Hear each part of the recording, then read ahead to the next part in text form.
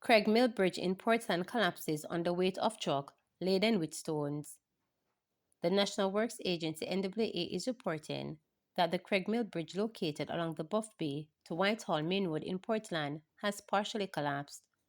The NWA says the structure, which was rendered unsafe and closed sometime in 2018, partially collapsed under weight of a truck laden with stones. Manager Communication and Customer Services at the agent, Stephen Shaw, says that the bridge was not to be used by motorists. A detour road was constructed in the vicinity of the bridge. Motorists had been encouraged to use this road.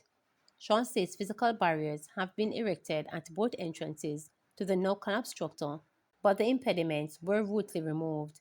Shaw says the NWA intends to replace the bridge and that the process to having this done has been underway. The bridge is one of 6 that the NWA has on its priority list for replacement. The list includes the structure at Troy Trelawney, which is now under construction. Shaw says the NWA intends to continuously maintain the detour road, which sometimes become impossible due to rainfalls. Persons are also reminded not to attempt to use this section of road when the river is flooded. Man charged for stabbing death of his brother. A 40-year-old man has been charged with the stabbing death of his brother. Charged with murder is Lenroy Goldburn, a mason of Logic Green District in Frankfield, Clarendon. Killed was 33-year-old Errol Goldburn, a chef of Stairtown St. Anne. The police report that about 2:30 a.m. on Saturday, December 14, Lenroy and Errol were having a physical altercation.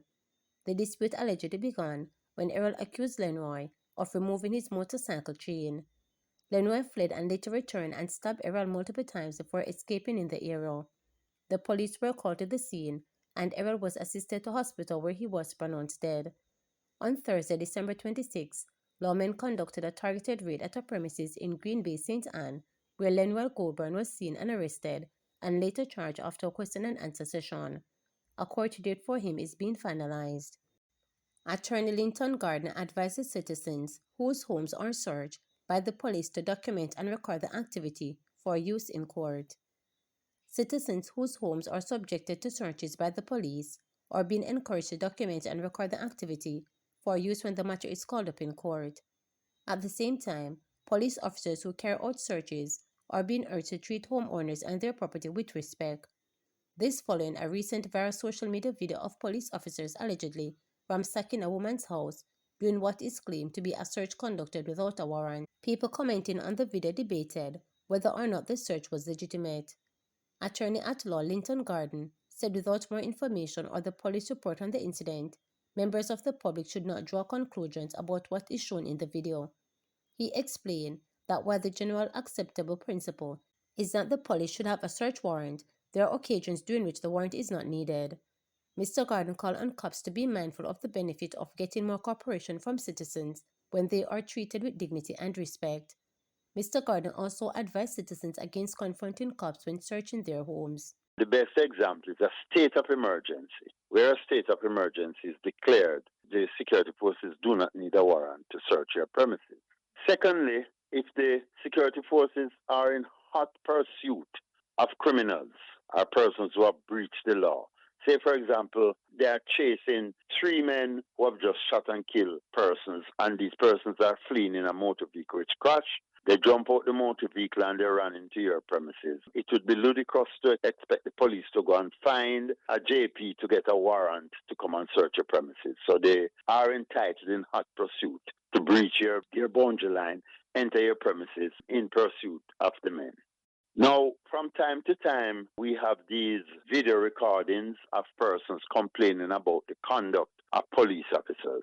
And let me just say that police officers have a duty to so conduct themselves in performing their duties that they gain the respect of citizens and they win the hearts and minds of the citizens. If you go to a premises to search, try and do it with respect to the persons. Do not drag out their things and cast them about as though they are lesser beings, but carefully remove the things from the drawers, put them on the bed or even on the ground, but carefully.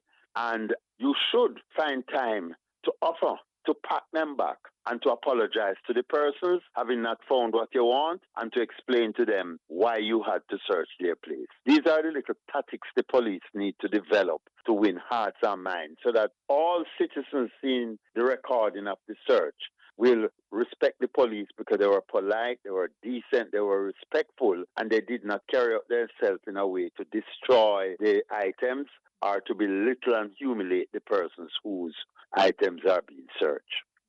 If a citizen premises are being searched without a warrant, videotape, state your objection. Also say in the tape, officer, I am asking you for the warrant. What right you have to come to my place? Why you are here? Do all of that, but I don't think you should try to physically resist persons who have weapons and can use them against you when things escalate.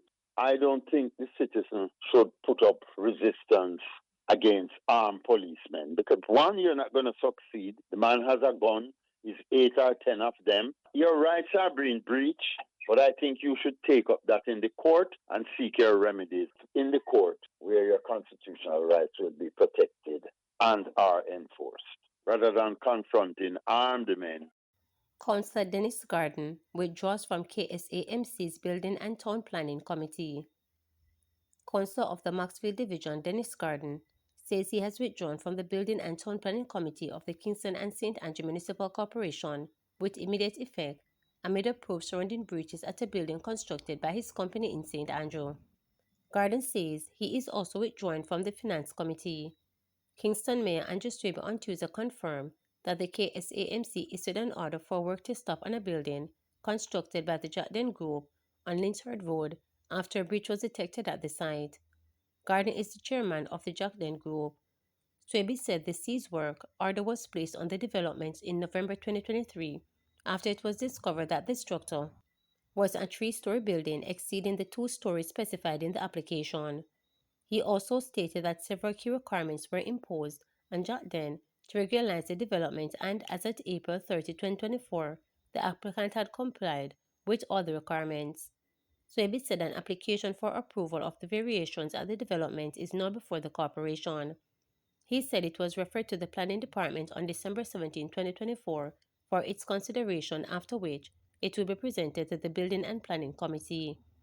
In a media release on Saturday, Garden said he made the decision to step away from both posts in recognition of and support for the efforts of the current administration of the KSAMC to strengthen governance procedures.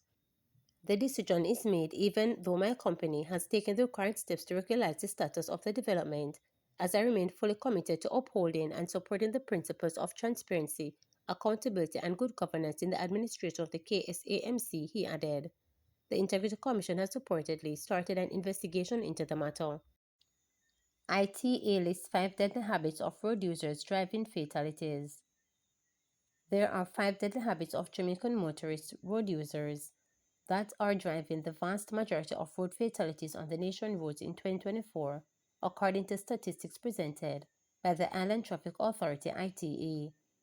The Island Traffic Authority, in its latest weekly crash report released on Friday, December 27, recorded 362 deaths from 312 fatal crashes.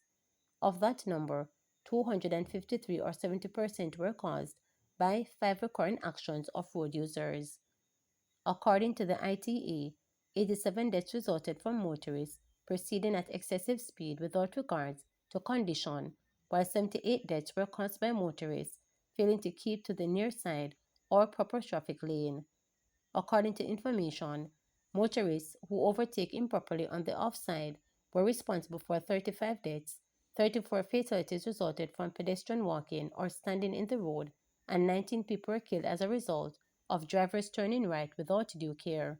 Meanwhile, with just 2 days to go of the year, fatalities have decreased by 14%, while fatal crashes are down by 18% when compared to 2023. Motorcyclists continue to be the most vulnerable road users, accounting for 33% of road users killed as at December 27. Pedestrians account for 19%, private motor vehicle drivers accounted for 17%, and private motor vehicle passengers accounted for 12%. When combined, vulnerable road users, pedestrians, pedal cyclists, motorcyclists, and peons account for 59% of all road users killed this year. Overall, passengers account for 22% of the fatalities, while males and females account for 84% and 16% respectively of those killed as at December 27. Remember to subscribe, like, share, and click the notification bell for daily updates.